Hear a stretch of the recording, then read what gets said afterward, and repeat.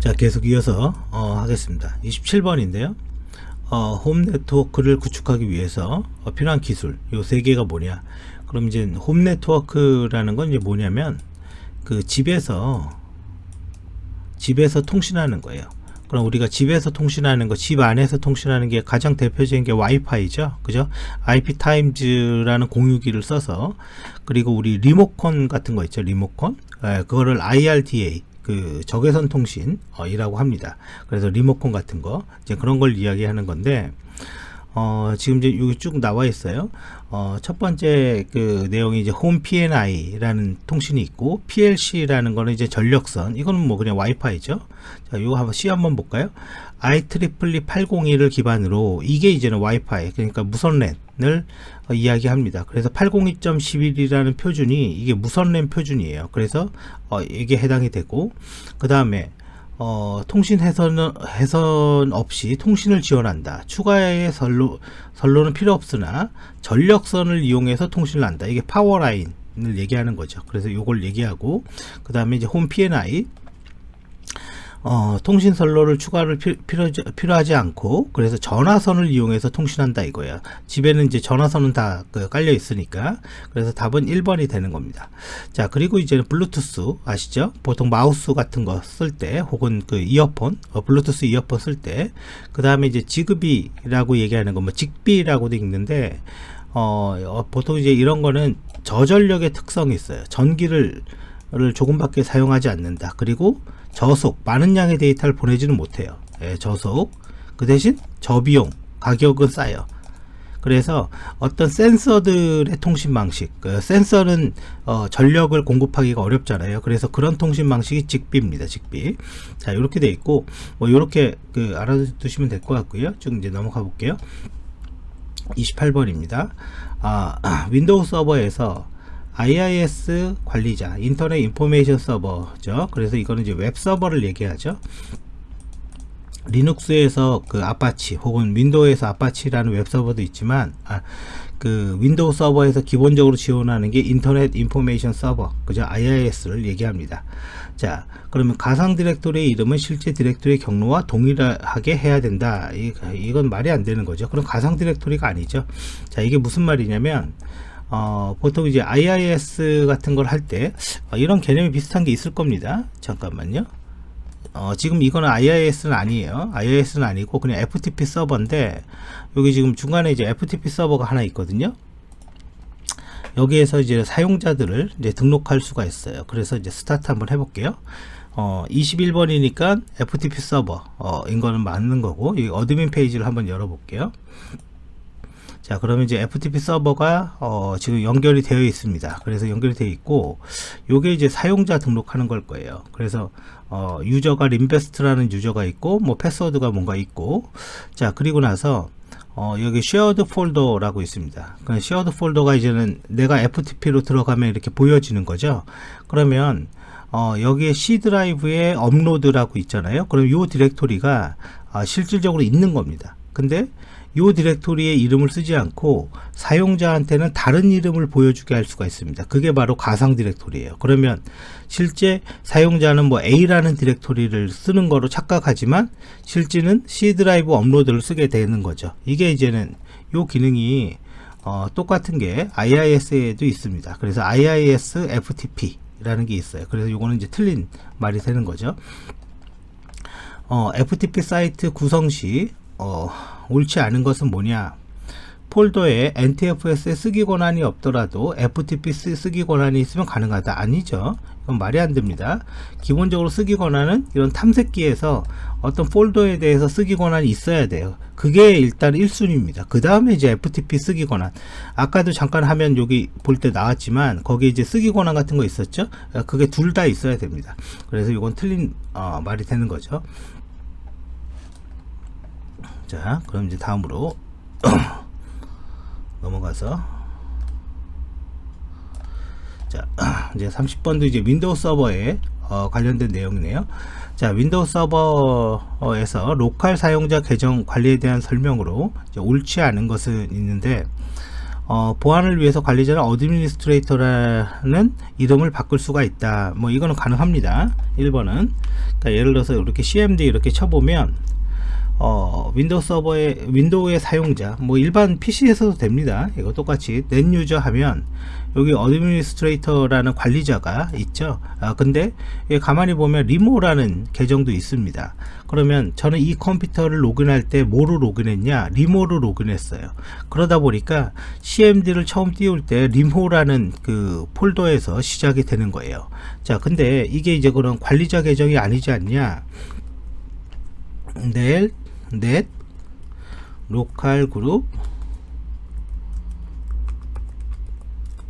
어드미니스트레이터 이게 아마 S가 뒤에 들어갈 거예요. 안 들어가나? 로컬 그룹스인가 보다. 로컬 그룹스 넷 로컬 그룹 철자가 틀렸네요. 로컬 그룹. 자, 그러면 이렇게 어드미니스트레이스 요 S가 붙습니다. 로컬 그룹이라는 커맨드가 있거든요. 이거는 뭐냐면 관리자 그룹을 가진 계정 아이디는 뭐가 있냐. 지금 어드미니스트레이터는 이거는 관리자 그룹인 거고, 그 다음에 리모라는 일반 사용자도 지금 관리자 그룹에 속해 있으니까 관리자 권한을 가지고 있는 거죠. 그러니까 요 말이 이제 그 말이죠. 바꿀 수가 있다 라는 거고. 자, 그 다음에 삭제 계정과 동일한 사용자의 계정을 생성하면 삭제 전 권한을 복구할 수 있다. 이거는 못 쓰죠. 이건 말이 안 되는 거죠. 계정을 지우고 또 만들었는데 계정의 권한이 이전 삭제된 계정의 권한을 갖는다. 이렇게 하면 못 쓰죠, 윈도우를. 자, 그 다음에 이제 31번 보겠습니다. 윈도우 서버에서 한 대의 물리적 서버에 여러 대의 운영체제를 설치하여, 지금이네요. 지금 제가 그거잖아요. 지금 한 대의 물리적 서버에 지금 윈도우 깔려 있고 리눅스 2개 깔려 있습니다. 이런 게 뭡니까? 가상화를 얘기하는 거고, 윈도우에서 이런 가상화를 지원해 주는 게 하이퍼V입니다. 그래서 하이퍼V는 뭐 시험에 뭐 여기 있는 문제들은 시험에 다 잘 나옵니다. 전부 다. 그래서 하이퍼V 추가적으로 이렇게 깔 수가 있습니다. 그래서 이 화면에서 보이는 이런 화면의 설치는요, 윈도우 서버에서 서버 매니저에서 추가하면 됩니다. 서버 매니저에 Add Roles and Futures 라는 메뉴가 있습니다. 거기에다가 누르면 이렇게 나오게 돼요. 자, 그 다음 이제 가보죠. 자, 32번 리눅스에서 프리에 대한 설명으로 올바른 것은 뭐냐.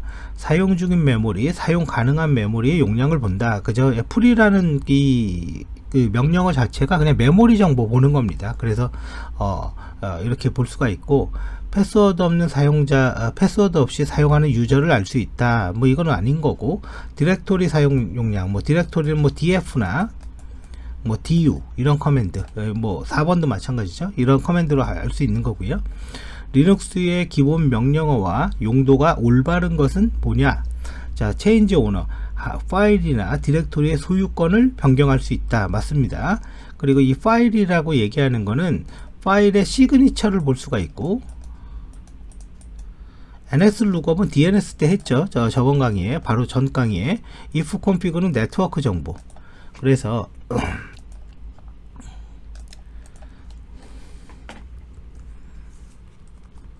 자, 이제 리눅스에 이렇게 로그인을 하면 이제 첫 번째 이제 여기 시커먼 화면이 터미널입니다. 이런 터미널을 실행을 해줘야 되고, if config라고 이렇게 치면 네트워크 정보가 이렇게 보이는 거고, 여기가 이제 인터페이스 명, 그 다음에 IP 주소, 그 다음에 이제 브로드캐스트, 서브넷 마스크, C클래스로 현재 되어 있죠. 그리고 이건 루프백, 자기 자신의 주소, 그죠? 루프백, 자기 자신의 주소 이렇게 되어 있고, 그리고 아까 그 풀인가요? 프리, 그러면 이제는 현재 사용 중인 메모리, 여유 공간, 그죠? 이런 정보, 그래서 총 메모리의 합계 정보들을 볼 수가 있습니다. 그리고 이제 파일이라는 건요, 이런 파일들이 있잖아요. 그러면 여기 뭐 텍스트 파일이 하나 있죠. 그러면 파일 invest.txt, 그러면 파일 invest.txt가 이게 널이 나온 게 아마 이 파일이 비어 있는 것 같아요, 안에. 그럼 저기 ls라는 파일이 하나 있는데, ls를 한번 쳐볼게요. 요거 그죠? 요거 ls. 자, 그랬더니 얘는 실행 가능한 파일이다. 그래서 인텔 CPU 80386에서 돌아가는 거고, 지금 ELF라는 말은 리눅스 실행 파일이다 라는 뜻이에요. 그래서 그거의 구분자고 32비트 컴퓨터에서 돌아간다. 그래서 그런 명령을 보는 거죠. 자, 34번입니다. 디렉토리를 생성하는 명령어, 그죠? mkdir인 거죠. 뭐 이거야. 쭉 이제 넘어갑니다. 자, 아까 바로 이전 강의에 제가 그 TCP의 3way handshaking 에 대해서 이야기를 드렸습니다. 3번 연결한다 이거죠. 시네크, 에크. 그래서 연결이 확립되면 이렇게 이스텝 리시드라는 상태가 됩니다. 리슨 상태에서 무슨 상태로 변하냐? 연결 요청을 보내면. 자, 한번 볼까요? 다음 과정 중 클라이언트가 보낸 요청에서 패킷을 수신한 서버는 리슨 상태에서 무슨, 근데 이제 요 문제가 별로 안 좋은 거죠. 패킷을 수신했는데 무슨 패킷을 수신한 거냐가 없잖아요. 그래서 사실은 이런 문제는 뭔가 잘못된 문제입니다. 정확히 말하면 이쪽이 클라이언트입니다. 클라이언트가 신이라는 메시지를 먼저 보내요. 이게 이제 연결 요청. 연결해도 됩니까? 그랬더니 서버가 시네크로 오케이 연결해. 그리고 마지막 에크를 보내면 이스태블리시드가 되는 거예요. 그런데 여기 보면 아까 문제에서는 그 패킷을 보냈다. 근데 무슨 패킷이라는 말은 없잖아요. 그러니까 사실은 정확하게 알 수가 없는 거죠. 그런데 신이라는 패킷을 보내면 신 리시브 상태로 바뀌고 그 다음에 이스태블리시드로 바뀌는 겁니다. 그래서 2번이 되겠죠. 자, 그 다음에 이제 36번. 서버 담당자 박은 윈도우 서버 시스템을 감시하고 이벤트 뷰어 서비스를 점검하려 한다. 윈도우 서버 이벤트 뷰어에는 시스템 감시의 4가지 항목의 윈도우 로그가 있다. 다음 중 이벤트 뷰어의 로그에 속하지 않는 것은 뭐 이런 건 없어요. 사용자 권한. 이거는 이제 이벤트 뷰어를 띄워보면 됩니다. 여기서 그냥 이벤트 이렇게 치면 돼요. 그럼 여기 이벤트 뷰어 있죠? 그럼 요걸 실행하면 요거랑 똑같은 화면이 이렇게 나옵니다. 그래서 요 로그의 종류. 가장 기본적인 거는 시스템 보안 응용 프로그램. 이거에 대한 이벤트를 가지고 있는 게 이벤트 로그인 거고요. 그래서 원격으로 로그인 한다거나 시스템에 어떤 경고가 뜬다거나 이제 그런 정보들을 다 가지고 있습니다. 자, 37번. 박이라는 사원은 윈도우 서버 폴더에 저장할 수 있는 용량을 제한하고 이 용량을 제한한다. 이걸 뭐라고 합니까? 쿼터라고 하죠. 쿼터 제한하고 특정 파일의 유형을 업로드하지 못하도록 설정하려고 한대요. 그럼 이러한 설정을 통해서 서버 담당자는 좀 더 유연하고 안전한 파일을 구축할 수 있다. 그러니까 용량을 제한하고 특정 파일을 업로드 못하게 하는 서비스가 뭐냐? 이거는 리소스 매니저, 파일 서버 리소스 매니저 1번을 얘기하는 거고요. 아파치는 그냥 웹 서버, 우리가 이제 계속 봤죠. 요거 얘기하는 거고, 그 다음에 FTP, 그죠? 얘기하는 거고, 이거 파일 업로드하고 다운로드하는 거, 분산 파일 시스템이라고 얘기하는 거는 네트워크에 떨어져 있는 여러 개의 파일 시스템을 같이 쓰는 겁니다. 그래서 2, 3, 4는 전혀 관련이 없죠. 자, 쭉 넘어가 볼게요. 자, EFS, 이거는 윈도우 NTFS의 기능인데 뭐 PC도 됩니다. 파일 시스템을 암호화하는 거예요. 즉 무슨 말이냐면 여기에 이렇게 파일들이 이렇게 있는데 이걸 암호화해서 저장하고 관리하는 거, 그거를 이제 EFS라고 합니다. 자, 그러면 파일에 암호키가 없는 경우 암호화된 파일의 이름을 변경할 수 없고 그 내용도 볼 수 없지만 파일 복사는 가능하다. 암호키가 없으면은 뭘 할 수가 없어요. 암호키가 없으면. 자, EFS는 암호키를 사용하고 해당 파일의 소유자 읽기 실행 권한을 가지게 된다. 암호키가 없는 경우 삭제뿐만 아니라 복사, 그죠? 아무것도 안 된다 이거죠. 왜? 암호라는 거는 이런 거거든요. A라는 게 있으면 이걸 암호화 시켜서 만약에 Z가 나왔다. 그러면 요 앞에 A는 평문이고 Z는 암호문이라고 가정을 하면 여기에 어떤 문자열, 뭐 숫자 1하고 두 개 A하고 연산을 시켜서 이게 나왔다고 쳐보세요. 그럼 이 1이 암호화 키가 되는 건데 이 암호화 키가 없으면은요, 암호화된 파일은 뭐 할 수 있는 게 없습니다. 자, 그 다음에 이제 39번 LS의 사용법을 보겠다 이거죠. 그러면 리눅스의 도움말, 뭐 매번 나오는 거죠. 매니저맨, 그죠? 맨이라는 맨 LS. 그럼 이제 도움말을 볼 수가 있습니다. 이렇게 옵션서부터. 자, 40번 서버 담당자 박사원은 윈도우 서버에서 액티브 디렉토리를 구성하고 있다. 그러면 여기에서 액티브 디렉토리를 구성하고 있다 라는 건 뭡니까? 중앙 집중적인 인증을 하려고 한다. 그러면 우리 PC, 윈도우 PC가 이렇게 있으면 액티브 디렉토리가 있고 얘를 통해서 로그인할 수 있게 전부 다. 그죠? 원래는 PC에서 개별 로그인인데, 그죠? 이런 거를 관리할 수 있게. 그리고 도메인 안에 세부적인 단위로 나누어 관리 등의 부서를 구성하고 서버, 이게 이제 조직이잖아요. 관리부, 회계부, 기술, 그죠? 그럼 오거니제이션 유닛이라고 합니다. 이건 액티브 디렉토리의 기능을 얘기하는 거예요. 그래서 중앙 집중적인 인증을 해주는 게 액티브 디렉토리다. 이제 그 정도는 알고 있어야죠. 자, 41번 보죠.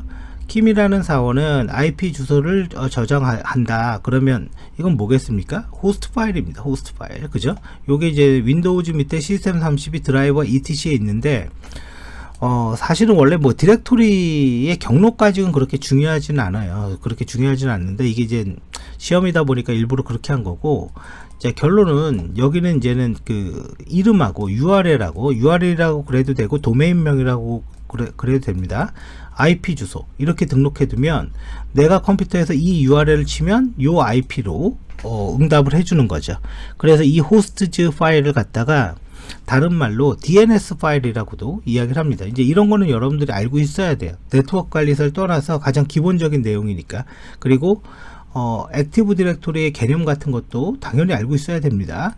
회사에서 기본적으로 쓰는 겁니다. 이런 거는 여기 있죠. 요 디렉토리 밑에. 자, 그 다음에 이제 42번 볼게요. 박이라는 사원은 한 대의 서버가 아니라 여러 대의 웹 서버를 운영한다. 웹 클라이언트가 서비스를 요청하는 경우 교대로 서비스를 실행한다. 이거 라운드 로빈입니다. 자, 무슨 말이냐면 웹 서버가 이렇게 여러 개가 있는 거예요. 그러면 예를 들어 쇼핑몰 같은 경우는 사용자가 많다 보니까 한 대로서는 부하가 넘어가서 이게 이제 응답 성능에 문제가 되는 겁니다. 그러면 한 번은 얘를 불러주고, 두 번째 부를 때는 얘를 불러주고, 세 번째 부를 때는 얘를 불러주고, 이걸 뺑뺑이를 막 돌려야 되는데, 이 뺑뺑이를 돌리는 알고리즘을 라운드 로빈이라고 하는 거고요. 저 라운드 로빈을 해주는 장치가 있어요. 그게 이제 L4입니다. L4. 레이어 4가 라운드 로빈을 해주는 거고, 이게 나중에 이제 클라우드 컴퓨팅 뭐 이런 쪽으로 가면 이게 이제는 엘라스틱 로드 밸런서 ELB라고도 불러요. 물론 ELB는 우리 시험하고 관련이 없습니다. 자, 그 다음에 하트 비트라는 거는요, 이거는 이제 보안 취약점을 얘기하는 거예요. 이건 보안 취약점을 얘기하는 거고, 그래서 이거는 SSL, 즉 HTTPS가 있죠. 우리 웹사이트 쓸 때 그게 이제 암호화하는 거죠. 여기에 보안 취약점을 얘기하는 거고, 페일오버라는 거는 뭐냐면 서버가 이렇게 두 대가 있는데 한 사람이 요걸 쓰고 있는 거야. 근데 이게 장애가 난 겁니다. 고장이. 그럴 때 여기에 연결 정보를 이쪽으로 넘겨서 얘가 끊김없이 서비스할 수 있게, 그래서 실패를 극복했다, 페일오버 했다, 그러면 계속 서비스는 되는 거죠. 이 사용자 입장에선. 자, 넘어갑니다. 다음 VI 편집기. 편집기를 이용하여서 파일의 내용을 수정할 때 요거의 내용을 수정하라는 얘기죠. 다음에 취한을 만족하는 거는 뭐냐, 이거는 이제 외우는 수밖에 없는 거죠. 자, 그래서 여기 지금 보면 10횡서부터 20횡서부터 올드를 U로 바꿔라. 그래서 SG 뭐 이렇게 외우거나 뭐 이렇게 이거 외워야죠. 뭐 이런 거는. 자, 넘어갑니다. 저 커맨드니까. 자, 그 다음에 이제 netState. 보통 이제 리눅스에서 저도 마찬가지인데 netState 커맨드는 그냥 옵션으로 ANTP 씁니다. 그러면 보통은 A가 뭐고 T가 뭐고 몰라요. 그걸 뭐 알 필요도 없는 거고, 시험 때나 잠깐 보는 거지. 자, 그러면 한번 보죠. netState 명령에서 사용하는 옵션에 대한 설명으로 옳지 않은 것은, 자, T는 연결된 이후의 시간을 표시한다. R은 라우팅, P는 PID, 그죠? 떠있는 프로세스 ID, Y는 TCP 연결. 자, 그럼 T는 여기 뭐 어딘가 있겠죠? TCP네요. TCP. 이런 거는 사실 이건 누구도 모릅니다. 누구도 몰라요. 그래서 이거는 그냥 이 기출 문제로 보고 그런가 보다 하고 넘어가시면 됩니다. 자, 45번 윈도우 서버 원격 서버 구축에 대한 설명으로 옳지 않은 것은, 자, 원격 데스크탑 서비스는 그래픽 모드로 원격 관리를 지원하여 효과적으로 편리하다. 그러나 원격 데스크톱 서버는 동시에 2대 이상 접속할 수 있습니다. 이건 틀린 거죠. 요거 얘기하는 거죠. 남의 컴퓨터 들어가는 거, 원격 데스크톱 연결, MSTSC. 그리고 요걸 실행하면 남의 컴퓨터 화면이 제 창에 이렇게 뜨게 되겠죠. 물론 그쪽에서 승인을 해줘야지 뜨는 겁니다. 자, 그 다음에 이제 46번. 사람의 그 머리 굵기만큼 가는 섬유로 가장 빠르다. 광입니다. 광. 빛의 반사를 통해서, 광 케이블. 빛의 반사를 통해서 가장 빠르게. 직진성의 특성이 있고, 굴절. 그러니까 선을 꺾으면 안 돼요. 얘의 문제는 빛의 반사로 쏘는 거니까. 그래서 요거. 자, 상태, 라우팅 프로토콜이네요. 링크 상태 라우팅 설명으로 이제 옳지 않은 것은 뭐냐. 홉수를 계산한다. 이 홉수를 계산하는 게 뭡니까? 거리